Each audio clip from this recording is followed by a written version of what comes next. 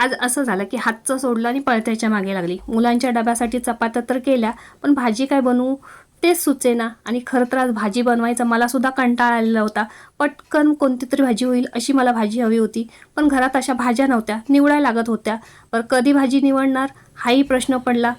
म्हणून काय करू हा बराच वेळ विचार करत बसले होते. बरं, मुलांच्या डब्यासाठी चपात्या केलेल्या आहेत, चपात्याच डब्याला द्यायच्या आहेत, कारण ह्या चपात्या जर शिल्लक राहिल्या तर संध्याकाळी खाताना सगळेजण कुरकुर करणार.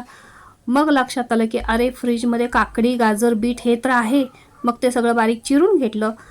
चपातीला मी इथे चीज स्प्रेड लावलं, टॅमॅटो सॉस आणि लाल तिखट लावून घेतलं. त्याच्यावरती बारीक चिरून काकडी, गाजर, बीट, टॅमॅटो हे सगळं घालून घेतलं. वरून त्याच्या मीठ टाकलं, चाट मसाला टाकला, चपाती दुमडून घेतली आणि पॅन गरम करून दोन्ही साईडने खरपूस अशी बटर लावून चपाती भाजून घेतली. ह्या रेसिपीला काय नाव द्यायचं हे कमेंटमध्ये मला नक्की सांगा. आणि रेसिपी आवडली असेल तर लाईक करायला विसरू नका.